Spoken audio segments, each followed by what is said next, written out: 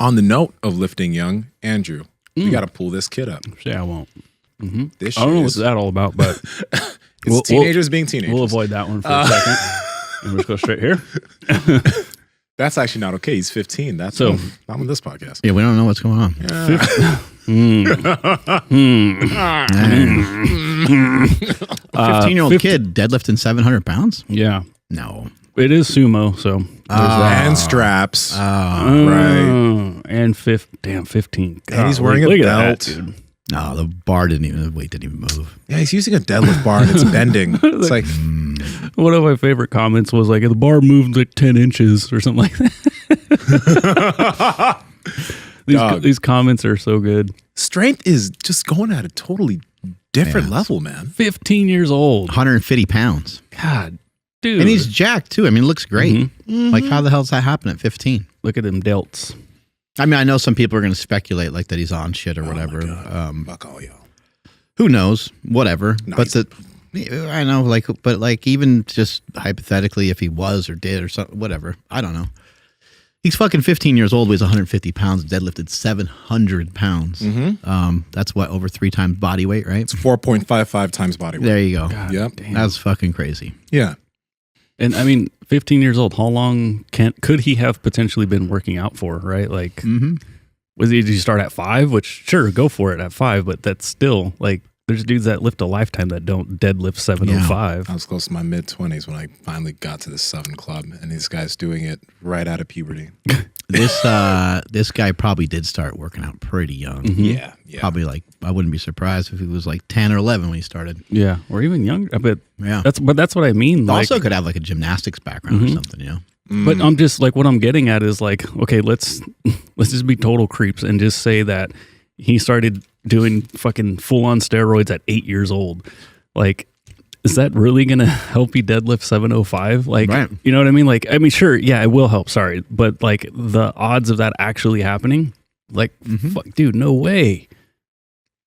No, he's not on anything, but I think we've kind of been talking about this for a little bit outside of the podcast, but I think people in fitness overestimate the genetic capacities like of people in fitness. They look at people like who are genetic elites and they think that that is elite of elite. And you don't know, like... Power Project family, how's it going? Now, we talk all about strength on this channel, but strength starts from the feet. That's why we've partnered with Vivo Barefoot shoes for over a year now. Now, Vivo Barefoot, unlike most shoes, number one, they look great, but number two, they're flexible. They're zero drop and they have a wide toe box. If you wear these shoes over time, your feet will get stronger. Now, if you guys want to get some of these shoes, head to vivobarefoot.com/powerproject. Use code POWERVIVO20 at checkout to save 20% off your entire order. Enjoy this clip. I'm going to mention this, and this is for another conversation, but there's this interview where Kamaru Usman was on the Joe Rogan Experience, and Kamaru was like, these guys think I'm on steroids. If you go back to Africa, you got people like this, just laborers walking around. And people thought that that was a joke, but I've been to Nigeria, and Russ Swole, we were talking about this, he's also been to Nigeria. And when I went down there, and I saw guys who were just literally workers, these guys had builds of bodybuilders, but they're not out there lifting like that. But they have these builds. And you have this everywhere in the world. This is just stuff you see on social media, but imagine if an NFL player was like, fuck it, I want to do some powerlifting. Right. Fuck my millions of dollars. I'm going to do some powerlifting. I think that actually happened, right, Mark? And then some guy, I don't know his name, but you mentioned that to me. Well, there's also like, you got like Francis Ngannou, right? Like, I mean, yeah. he looks insane. And like Francis Ngannou could probably point to like 5 or 6 other guys that probably look a little similar to him. He might say his brother or his cousin or like someone that, you know, someone he grew up with. But, you know, there's tons of genetics around us. We don't always, it doesn't always show up, but every once in a while when you start to see people getting into different sports and being exposed to different things, that's where you start to see it. And for American sports, you know, like football and basketball, there's certain types of genetics that are good for that. A certain height is good for that.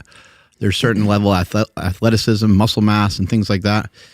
But there's so many other sports in the world. There's things like gymnastics. There's things like Olympic lifting. There's things like soccer. And you're going to see a lot of different ethnicities and a lot of different genetic mutants, really, in these professional sports, driving the records to lengths and heights that you've never seen before.